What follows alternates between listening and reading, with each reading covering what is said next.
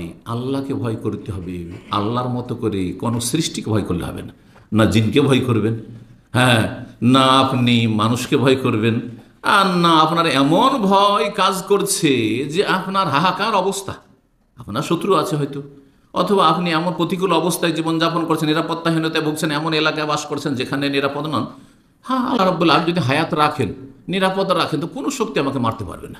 মূসা আলাইহিস সালামকে যখন মারার সুযোগ ছিল তখন মারতে পারেনি ফেরাউন, আর যখন মারতে চেয়েছিল তখন মারতে পারেনি, ঠিক না? ইউসুফ আলাইহিস সালামকে ভাইরা, আমার সৎ ভাইরা মারতে চেয়েছিল, মারতে পারেনি। সুতরাং আমি আল্লাহর বান্দা, যেমন ইউসুফ আল্লাহর বান্দা, মূসা আলাইহিস সালামের বান্দা, আমার ইমানকে তাদের পেছনে অনুসরণ করতে করতে আগে বাড়াবার চেষ্টা করব। আল্লাহ যদি আমার হায়াত রাখেন কোনো শক্তি নিতে পারবে না। আল্লাহ যদি আমাকে হেফাজতে রাখেন তো কেউ আমার এই সুরক্ষা নষ্ট করতে পারবে না। আল্লাহ যেন বোঝার এবং ইমান ইয়াকিন বাড়াবার তৌফিক দান করেন।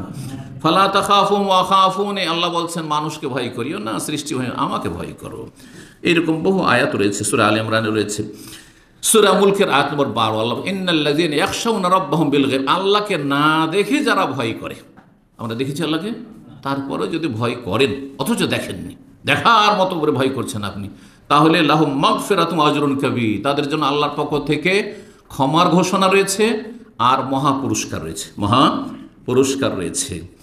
এরকম বহু আয়াত রয়েছে আল্লাহর ভয়ভীতি সম্পর্কে। আল্লাহর ভয়ভীতি যদি থাকে তাহলে জান্নাত পাবেন, আর যদি আল্লাহর ভয়ভীতি না থাকে তাহলে জান্নাত পাওয়া যাবে না। আল্লাহ বলছেন ফাআম্মা মান তাগা ওয়া আসারাল হায়াতাদ দুনিয়া ফাইনাল জাহিমা হিয়াল মাওয়া, সীমা লঙ্ঘন করে এবং দুনিয়াকে যদি প্রাধান্য দেয়, অগ্রাধিকার দেয়, দুনিয়া এক নম্বর, আগে ঘুম, ঘুম ভাঙলে নামাজ পড়বো ফজর, নাহলে পড়বো না, অ্যালার্মও লাগাবে না, তাহলে জাহান্নামে যেতে হবে। অ্যালার্ম লাগালেন, চেষ্টা করলেন, তারপর উঠতে পারলেন না, আল্লাহকে বলতে পারবেন যে আল্লাহ আমি তো চেষ্টা করেছি, কয়েকটা অ্যালার্ম লাগিয়েছি, তারপর উঠতে পারি। আমি কিছু কিছু ভাইকে মাঝে মাঝে জিজ্ঞাসা করি, এই দেশে গেছিলাম, জিজ্ঞাসা করেছি অ্যালার্ম লাগান, বলছে একটা লাগাই, বলছি একটা লাগাই, বা মোবাইলটা কত দূরে রাখেন, বলছি বিছানায় রাখি, তো চোখ বন্ধ করে দিলাম, বন্ধ করে, তো বন্ধ, সে হয়ে গেল, শেষ, চলবে। আমরা রিপিট অ্যালার্ম লাগানো, হাতের নাগালে রাখে না, যাতে করে উঠে বসে বন্ধ করতে হয়, তারপরে 10 মিনিট 15 মিনিট পর পর লাগান। আপনি একটা লাগালেন আজানের একটু আগে, একটা আজানের 5 মিনিট পরে, একটা লাগালেন 10 মিনিট পরে, কমপক্ষে জামাতটা ধরতে পারি। একবার মিস গেল, 2বার গেল, 3বারের বেলা, হ্যাঁ বারবার বিরত উঠবেনই আপনি। হ্যাঁ, এই বদ অভ্যাস ধীরে ধীরে ছুটে যাবে। চেষ্টা থাকতো, রব তো দেখছেন আপনাকে যে আপনার কতটা আন্তরিকতা আছে। দুনিয়াকে যদি 1 নম্বরে রাখেন তাহলে জাহান্নামে যেতে হবে, সোজা কথা। তারপরে আল্লাহ আম্মা মান খাফা মাকামা রাব্বিহি, আর যার ভয় আছে যে আল্লাহর সামনে দাঁড়াইতে হবে, হিসাব দিতে হবে, জবাব দিতে হবে পারিবারিক প্রতি বিষয়ের, তাহলে ওয়ানাহান নাফসা আনিল হাওয়া, সুতরাং সে কুপ্রবৃত্তির অনুসরণ থেকে, মনের পূজা থেকে, পাপ থেকে নিজেকে বাঁচিয়ে রাখবে। ফাইনাল জান্নাতা হিয়াল মাওয়া, তাহলে জান্নাত তার বাসস্থান।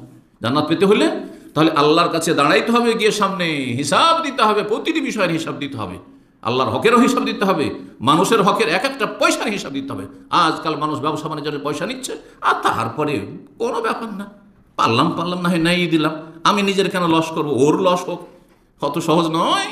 হ্যাঁ, যে জান্নাত পেয়ে যাবেন, কখনো জান্নাত পাবেন না এরকম কথিত সহি আকীদা দিয়ে আর কথিত দ্বীনি ভাই হয়ে। আল্লাহ হিদায়াত দান করুন। 5 নম্বর আল্লাহর হক, সেটা হচ্ছে আল্লাহর যথাযোগ্য মর্যাদা, যথাযোগ্য মর্যাদা দিতে হবে। কোরআনে 3টি আয়াত রয়েছে মর্মে, ওমা কাদারুল্লাহ হাক্কা কাদরিহি, মানুষরা আল্লাহর যথাযোগ্য মর্যাদা দিল না, কদর করলো না, মূল্যায়ন করলো না। আল্লাহর মূল্যায়ন করতে জানতে হবে, আল্লাহর কদর করতে হবে। যে যত বেশি বাপ মায়ের মূল্যায়ন করে, কদর করে, সে তত বেশি বাপ মায়ের আদর ভালোবাসা করে। ব্যতিক্রম কিছু অসৎ বাপ মা আছে, সেটা মাপকাঠি নয়, কিন্তু আসল মাপকাঠি হচ্ছে যদি সৎ বাপ মা হয়, মানে নেক বাপ মা হয়, ভালো মানুষ হয়, তাহলে অবশ্যই যেই ছেলে মেয়ে যত বেশি মূল্যায়ন করবে, কদর সম্মান করবে বাপ মাকে, অবশ্যই সুদৃষ্টি তার থাকবে, অবশ্যই তার মায়া মমতা থাকবে, থাকবে কি থাকবে না? তো রব্বুল আলামিনের যে যত বেশি কদর করবে, যথাযোগ্য মর্যাদা দেবে, তার কাছে আল্লাহ রব্বুল আলামিনের কাছে তারও মর্যাদা রয়েছে। সূরা জুমারের 67-তে রয়েছে, সূরা হজের 74-এ রয়েছে, সূরা আনামের 91 রয়েছে, ওমা কাদারুল্লাহ হাক্কা কাদরিহি। সময়ের স্বল্পতার জন্য আয়াতগুলি বিস্তারিত আলোচনা করছি না। তাহলে আল্লাহর মর্যাদা ক্ষুণ্ণ কিসে হয়, বিষয়টি বোঝা জরুরি। এইটা একটা বিষয়, গোটা 1 ঘন্টা আলোচনা প্রয়োজন হতে পারে, খুব সংক্ষেপে বলছি। কারা আল্লাহর যথাযোগ্য মর্যাদা দেয় না? মুশরিক যারা, শিরকি আকীদার লোক, তার আল্লাহর মর্যাদা দেয় না।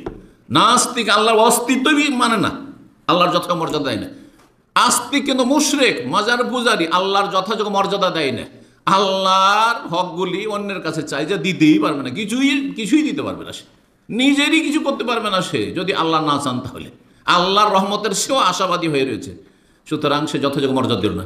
এইরকম যারা সুন্নতের অনুসারী নয়, বেদাতি, আল্লাহর বিধান নবীর মাধ্যমে সে নবীর তরিকা অনুযায়ী নামাজ না পড়ে ও মুরব্বীদের তরিকায় নামাজ পড়বে, নামাই তো পড়বে, যায় নামাজে দোয়া পড়বে, আর তারপর ইক্তাদাই তো বেহাজাল ইমাম পড়বে, সম্মিলিত মোনাজাত করবে, না হলে তার মন ভরবে না।